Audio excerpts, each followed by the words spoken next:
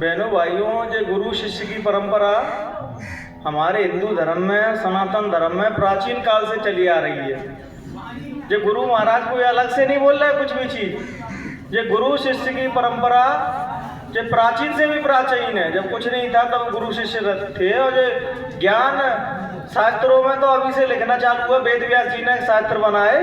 इससे पहले सभी एक सदगुरु अपने शिष्य को वो ज्ञान देता था, वो शिष्य अपने शिष्य को ज्ञान देता था, वही परंपरा चली आ रही थी। जब वेद व्यास जी ने देखा कि अगर जो गलत लोगों के हाथ में ज्ञान पड़ गया तो जो इसका दुरुपयोग कर देंगे, इसलिए वेद व्यास जी ने वो सदग्रंथों में उनको लिख दिया।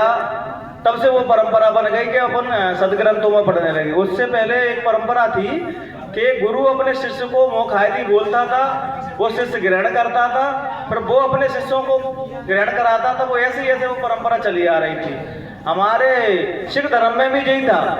10 गुरुओं तक वो गुरु परंपरा चली। जब ऐसा कोई नहीं दिखा कि जिसको वो गद्दी दी जाए या जिस परंपरा को वो आगे निभा पाए, तो गुरु ग्रंथ साहब को मान्यता दे दी कि गुरु ग्रंथ साहब ही आगे के गुरु रहेंगे। जब लोग देख लेते हैं कि वैसा पवित्र हृदय किसी का नहीं है, वैसे पवित्र लोग नहीं बचे जिसके भीतर में वो ब्रह्म ज्ञान दिया जाए, वो परमात्मा का भेद दिया जाए, तो फिर वो शास्त्रों में किताबों द्वारा उसको इसमें के आप जो लोग तुम नहीं दे पाएंगे वो किताबों के द्वारा तुम पढ़ सकते हो, समझ सकते हो। ये भगवान का भेद बहनों भाइयों सदगुरु के अलावा कोई नहीं बता सकता है। भगवान का भेद केवल सतगुरु जानते हैं, संत महात्मा जानते हैं, और कोई नहीं जानता। तो रामायण में चौपाई लिखी है ना कि अब वो भाव भरोसा हनुमंता, बिन हरि कृपा मिले नहीं संता।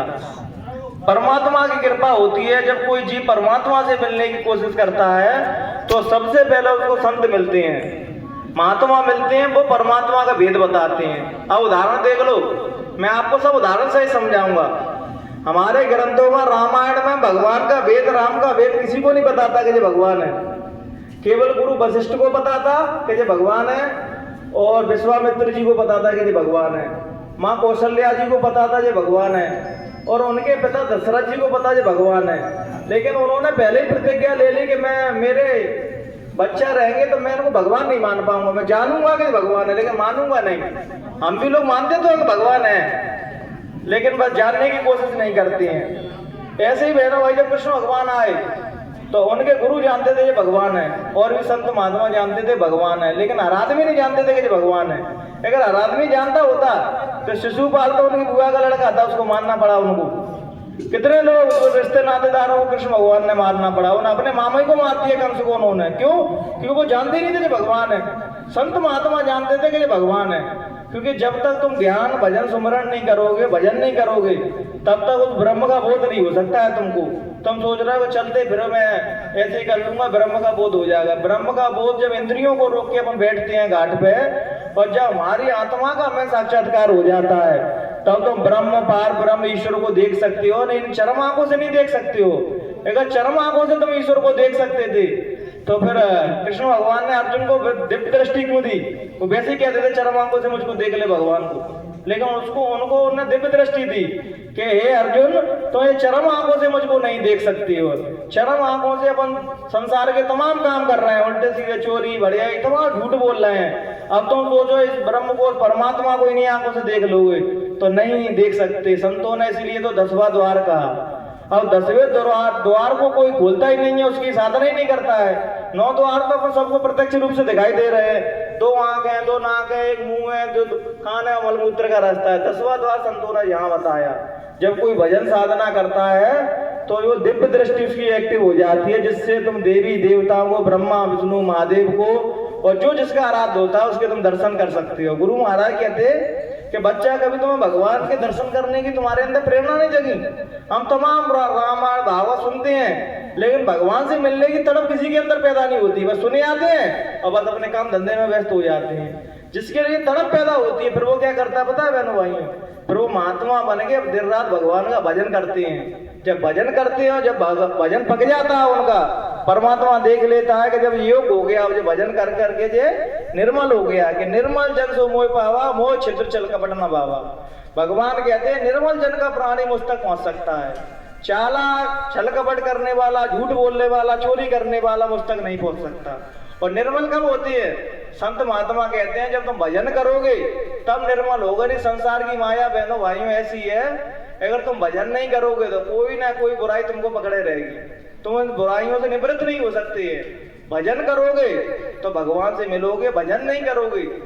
बहुत से लोग जैसे कहते हैं कि बाबा जय गुरुदेव भगवान को नहीं मानते, बाबा जय गुरुदेव भी सबसे ज्यादा भगवान को मानते थे। अब जो बताओ, लोग जय सिया राम भी बोल रहे हैं और मांस भी खा रहे हैं। अब बताओ जय भगवान को कैसे मानना हुआ?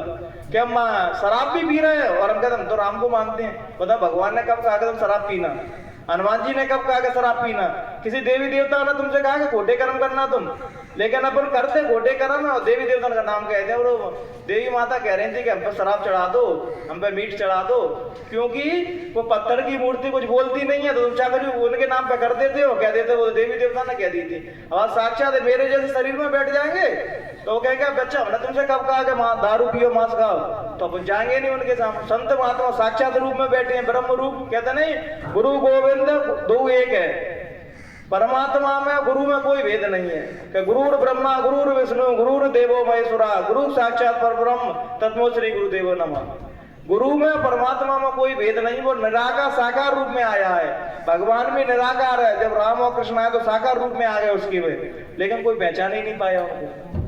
पहचान लेते तो ये बताओ रामायण में रावण को मारा, उसके सारे भाइयों को मारा के 1 लाख पूत 1.25 लाख नाती 12 रावण के दिया ना बाती। जब वो बताओ जब उनको भगवान मान लेते अपन तो वो काय को मारते?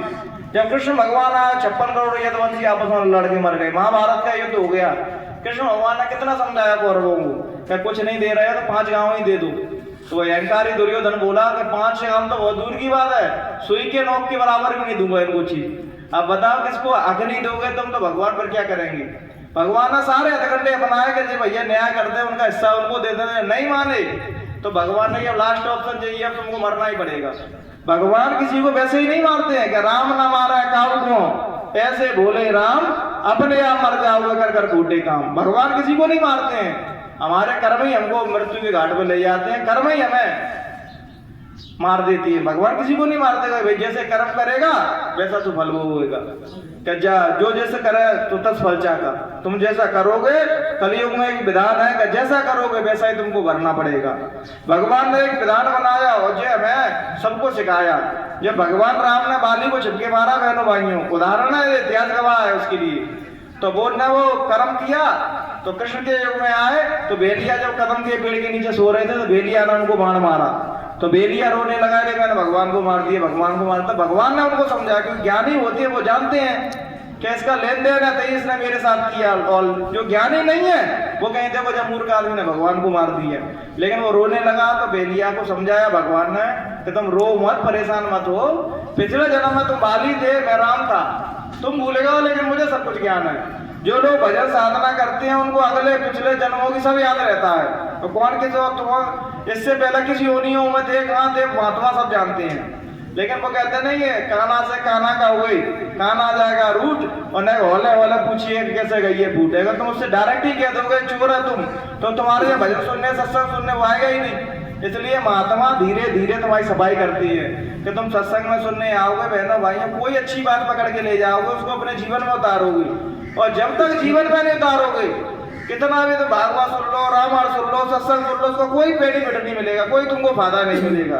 आज विडंबना तो कलयुग की चाहिए, सबसे ज्यादा धार्मिक काम कलयुग में ही हो रहे हैं, सबसे ज्यादा कथा भागवत रामायण सबसे ज्यादा कलयुग में हो रही है। लेकिन विडंबना चाहिए, एक भी व्यक्ति धार्मिक नहीं बनना है, एक भी व्यक्ति चोर बढ़िया उल्टे सीधे काम कर रहा है। वो क्या सोचता है पता है कि मैं 1 करोड़ रुपया किसी का गला काट के कमा लूंगा, 10 लाख की भागवत करा दूंगा, बस हो गया काम मेरा। लेकिन जो तुमने किसी का गला काटा है उसका परिणाम तो तुम्हें भोगना ही पड़ेगा। ये भगवान राम उस विधान से नहीं बच पाए, उन्होंने तो पूरी सृष्टि बनाई है, तीनों लोक के स्वामी कहे हैं। तो भगवान ने जो एग्जाम्पल हमको इसलिए बताया कि कर्म विधान मेरे ऊपर भी अप्लाई होंगे, क्योंकि जो विधान मैंने बनाए हैं, जो परमात्मा ने बनाए वो भी इस विधान को नहीं तोड़ पाए। तो अपन काम है किस खेत की मूली अपन लोग, अपन बच जाएंगे कर्मों की तलवार से, अपन एक भी नहीं बच सकते हैं। अगर सुधारना ही है तो अपने कर्मों को सुधारो बहनों भाई। मंदिर में जा रहे हैं, भगवान के यहाँ जा रहे हैं और खोटे कर्म कर रहे हैं, हीनता की भावना रख रहे हैं, एक दूसरे के प्रति नफरत की भावना रख रहे हैं, प्रेम भाईचारा सब खत्म होता जा रहा है। क्यों? क्योंकि अपना धर्मों को बस सदग्रंथों में पढ़ लेती है और धर देती है, बस उसको जीवन में नहीं उतारते हैं। कहते संत महात्मा कहते हैं एक चौपाई पढ़ो रामायण की, एक चौपाई पढ़ने के बाद अपने जीवन में उतारो। रामायण में लिखा झूठ मत बोलो, और तुम पढ़ने के बाद भी झूठ बोल रहे हो तो तुमसे बड़ा कोई पापी होगा कि वो तो जानता ही नहीं है, वो अज्ञानता में पाप कर रहा है, तुम तो जानते हो तब भी तुम पाप कर रहे हो। इसलिए बहनों भाइयों बड़ा थोड़ा पढ़ो लेकिन उसको जीवन में उतारो।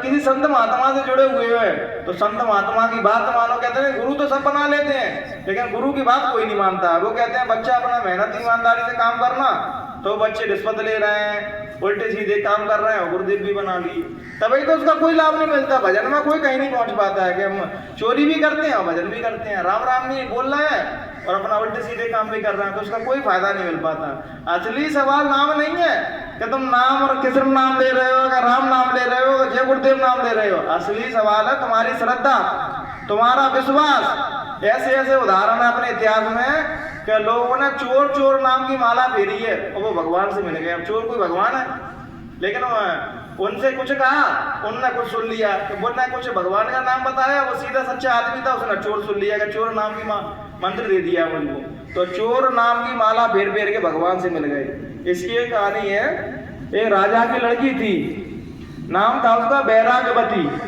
जैसा नाम और वैसा ही काम। उसको संसार में ज्यादा बहनों भाइयों कोई रुचि नहीं थी, उसको भजन करना भगवान का सबसे अच्छा लगता था। ना उसने शादी की ना ब्याह किया, बस वो तो अपने पिता से यही कहती थी पिताजी मुझे तो भजन करना है, इसके अलावा कुछ नहीं करना है। तो जब पिता ने भी उसकी दिनचर्या देखी कि वो भजन पे ही बैठी रहती है और कोई उधर उधर के काम नहीं करती है, तो राजा ने सोचा कि इसकी नियति परमात्मा से मिलने की है, तो मैं इसके काम में क्यों प्यादा डालूं। आजकल लोग कोई संकल्प ले लेना कि मुझे महात्मा बनना है, भगवान का भजन करना है, तो अपन लोग उसको इतना सताते हैं, मतलब उसने बहुत बड़ा पाप कर दिया महात्मा बनने का या भजन करने का। इतने लोग परेशान करते हैं। सभी महात्माओं का इतिहास है कि हम लोगों ने इतना सताया, उनको इतना सताया, जब हमारे सामने से चले गए वो, फिर हम उनको पूछते हैं। जब वो जिंदा रहते हैं तो ना तो कोई पूछता कि हमारा तुमने खाना खा लिया कि नहीं, तुम्हारा सत्संग सुनने को जाता, सब अपनी अपनी मामा मस्त रहते हैं। और विडम्बन आ जाए, जो तो जिंदा में दे सकते हैं वो मरने के बाद कुछ नहीं दे सकते, जिंदा में तो बहुत कुछ दे सकते हैं। तो एक अच्छा इंसान बना सकते हैं, तो अच्छा रास्ता दिखा सकते हैं, प्रभु मिलने का भेद बता सकते हैं महात्मा। जब तुम जाओगे तभी तो भेद बताएंगे वो। तो राजा ने देखा बहनों भाइयों कि इसकी नेति बच्ची की भगवान से मिलने की है, तो राजमहल में ही उसने एक ऐसा कमरा बनवा दिया कि उसको कोई डिस्टर्ब नहीं कर पाता, कोई परेशान नहीं करता, वो दिन रात भगवान का भजन करती और आराम से रहती। तो एक बार बहनों भाइयों भजन कर रही थी, वो भजन में रो रही थी कि भजन तो वो कर रही हूँ लेकिन मेरे जीवन में कोई गुरु नहीं आए। कहते नहीं कि जब तक गुरु नहीं मिलेंगे तो कितना भी भजन कर लेना, तो 24 घंटा माला फेरते रहना, उसका कोई फायदा नहीं मिलेगा। कितना भी दान पुण्य करना, अगर तुम्हारे जीवन में कोई सदगुरु नहीं है, गुरु नहीं है, तो तुम्हारे दान पुण्य एक भी नहीं लगेंगे। तो जब वो ऐसे ही रो रही थी उस भजन में गुरु के लिए, तो वहां से एक चोर निकला। चोर ने सुना अरे जी तो गुरु की आवाज आ रही है, गुरु बनाने की कह रही है रानी। तो उसने क्या किया कि महात्मा का वेश रख लिया। सीता माता को रावण लेने आया तो महात्मा के वेश में आया बहनों भाई। तो उनने कहा कि भैया जी तो बढ़िया मिल गया मुझको कि महात्मा का वेश तो रखना है। बाबा होना बहुत कठिन है और बाबा बन जाना बहुत सरल है, क्योंकि आपने देखना है कि वो लोग बाबा बन जाते हैं और फिर भी खोटे कर्म नहीं छोड़ते हैं। अब बताओ तुम तो ऊपर का ही भेष रखने से क्या है, भीतर से बदलना पड़ता है बहनों भाइयों। लोग गाली दे रहे हैं तुमसे, वो भी तुमको सुनना है, अपमान कर रहे हैं वो भी सहना है, क्योंकि तुम भगवान की शरण में हो। तुमसे बोल तो कह सकती है लेकिन तुम किसी से कुछ नहीं कह सकती हो। तुम्हें पूर्ण तरीके से भगवान के भरोसे रहना है। आज गाली दे रहे हैं कल सम्मान भी करेंगे, वो उस समय के लिए तुमको धैर्य बना देना है। धैर्य नहीं बांधोगे तो धर्म के रास्ते में, परमात्मा के रास्ते में कोई चल नहीं सकता है। तो चोर ने क्या किया कि महात्मा का वेश रख के आ गया। अब वो कह रहा भिक्षान देवी। तो वो रानी के राजा की लड़की निकल के आई, तो वो भैया जो भी अपन देते हैं महात्मा को, तो आटा माटा डालने लगी।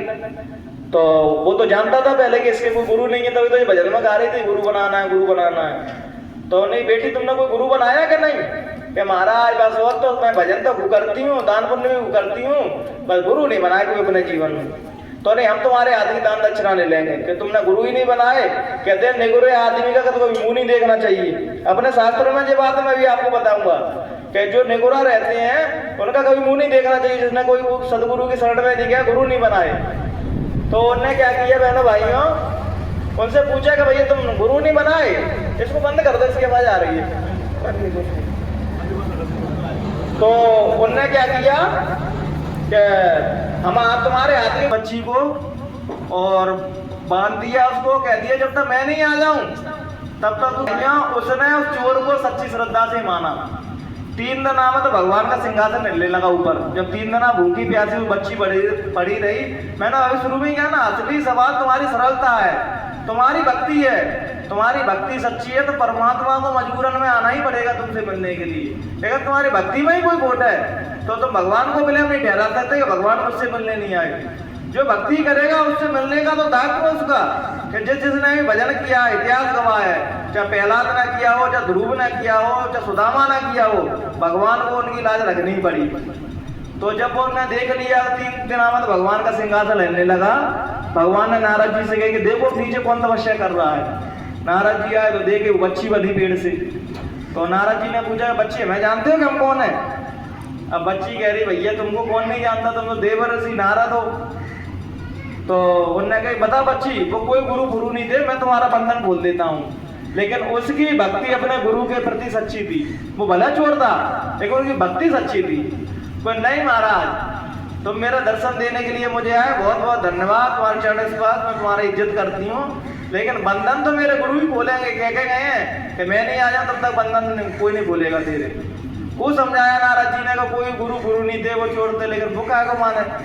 तो 3 दिन आप नारद जी लौट के चले गए और भगवान जी से कहा कि भगवान जी वो माने ही नहीं, मैंने तो बंधन खोल रहा हूँ उसके, वो नहीं खुलवा रही बंधन। तो 7 दिन के अंदर भगवान जी को आना पड़ा। तो भगवान जी ने कहा बच्चे मैं पहचाना, अरे महाराज सारे संत महात्मा तुम्हारा ही तो भजन कर रहे हैं, उस ब्रह्म को निराकार में तुम्हें तो देख रहे हैं समाधि में जाके, तुम्हें कौन नहीं जानता है महाराज, तुम्हें तो निराकार होके साकार होके आए हो मेरे सामने। तो उन्हें लिया बच्ची मैं तुम्हारा बंधन खोल दूँ। तो मैंने भगवान मैं तुम्हारी बहुत इज्जत करती हूँ, मेरे तपस्या सफल हो गई, लेकिन बंधन तो मेरे गुरु ही खोलेंगे मेरा। तो नारद जी से कहे कि ढूंढो इसके गुरु को। तो नारद जी ने पूछा क्या होगा भगवान? अरे कहीं कहीं सेंध लगा रहा, भगवान तो जानते थे चोर है, कहीं कहीं सेंध लगा रहा होगा। तो जब नारद जी ढूंढते ढूंढते पहुंच गए तो वो वास्तव में ये कमरे में सेंध लगा रहा था घुसने के अंदर। तो नारद जी ने जैसे उसकी पीठ पे हाथ रखा तो वो डर गया, अरे मुझे कोई आ रहा है, तो चलो भगवान जी बुला रहे हैं। तो चोर कह रहा कि मैं चोर हूँ, वो भगवान बुला रहा है। भाई कोई संत महात्मा होता, कोई बहुत पहुंचा हुआ योगी होता या भजनानंदी होता तो बुलाते, समझ में आता है मैंने बहुत भजन किया है तो मुझसे मिलने तो भगवान तो आएंगे, लेकिन मैं चोर ठहरा, मुझसे भगवान मिलने आ रहा है। हाँ चलो भगवान तुमको बुला रहे हैं। तो बुलाया बहनों भाइयों उसको और कहा भगवान ने किसका बंधन खोलो। बंधन खोला बहनों भाइयों। तो सबसे पहले वो अपने गुरु की चरणों में पड़ी, भगवान के चरणों में नहीं पड़ी कि 3 दिन में भगवान को जो मेरे सामने ले आए तो जो गुरु की तो मानता है। तभी तो कबीर साहब ने गाया गुरु गोविंद दो खड़े कागों लागे पाए, बलिहारी गुरु को आपकी दिल गोविंद दियो बताए। इसलिए बहनों भाइयों गुरु की महिमा तो जो गुरु भक्ति करेगा, गुरु के सानिध्य में रहेगा, उनके संग कुछ सीखेगा वो ही जान सकता है। जब हम संतों के सानिध्य में ही नहीं रहे तो कैसे जान सकते हैं। इतिहास गवाह है, पुराना पास नहीं है अपना। करे बाबा आते उनके शिष्य थे लखनदास महाराज, इतनी प्रचलित कहानी किससे हैं उनके, तो उन्होंने ऐसे ऐसे चमत्कार किए तो गुरु की कृपा से तो किए। इतना प्रेम था, उन्होंने एक बार गई कि लखना तू मेरे पास मत रहा कर। उन्हें गुरुदेव क्यों? एक म्यान में 2 तलवार नहीं रह सकती, क्योंकि वो भी पूर्ण हो गए थे, वो भी पूर्ण हो गए थे। तो गुरु जब दोनों पूर्ण हो जाते हैं तो गुरु अपने से दूर कर देता है शिष्य को, जा अब तू दूर रह के मेरा काम कर। तब वो उन्होंने अपने क्षेत्र में काम किए, उन्होंने अपने क्षेत्र में काम किए, लेकिन दोनों ने इंसानियत की, प्रेम की, मानवता की और भाईचारे की बात की। संत महात्मा कभी लड़ाई हिंसा की कोई बात नहीं करती हैं। संत महात्मा हर धर्म में, हर मजहब में और हर जातियों में आए हैं, क्योंकि भगवान हमको जिस सिखाना चाह रहे हैं, क्योंकि भगवान सभी जातियों से सबसे प्रेम करता है, किसी से नफरत नहीं करता है भगवान। जर्रे जर्रे में है झांकी भगवान की और किसी सूझ वाली आंखों ने पहचान ली।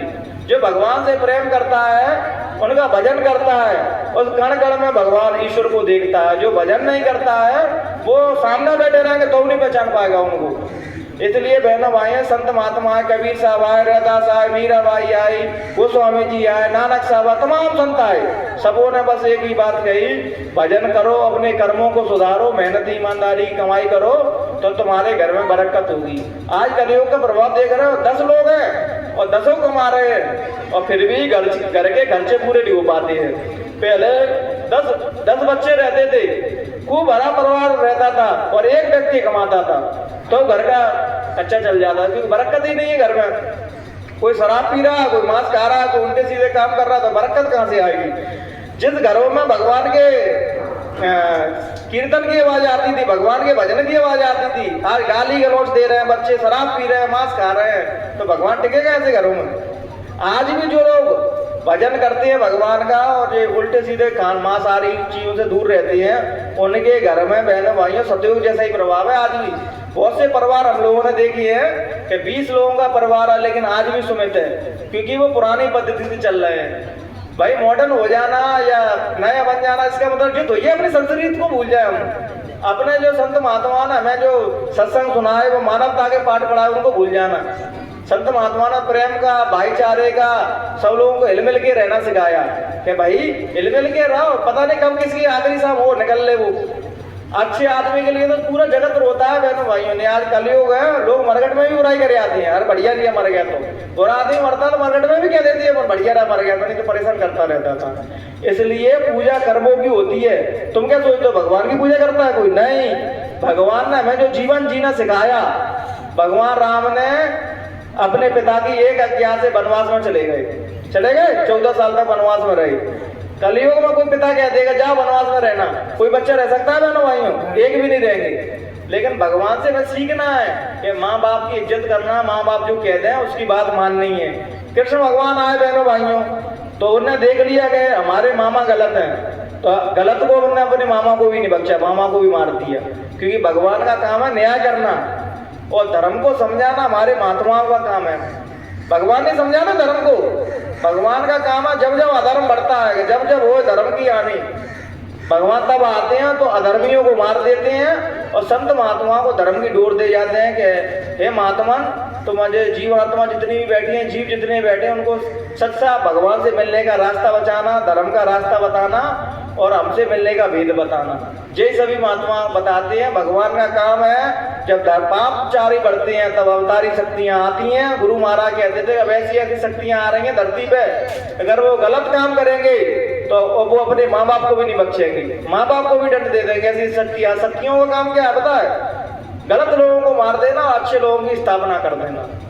उनने सबरे कौरव साफ करवा दिए और पांडवों को धर्म की डोर दे दी कि लो धर्म को तुम संवारो, कि वो जानते थे कि ऐसे दुष्ट आत्मा को धर्म दे दिया तो ना तो ये महात्मा की इज्जत करेंगे, ना अच्छे लोगों की इज्जत करेंगे। जो भजन करेगा उसको मारेंगे और ये उसकी व्यवस्था तो नहीं करेंगे, मारेंगे और उसको।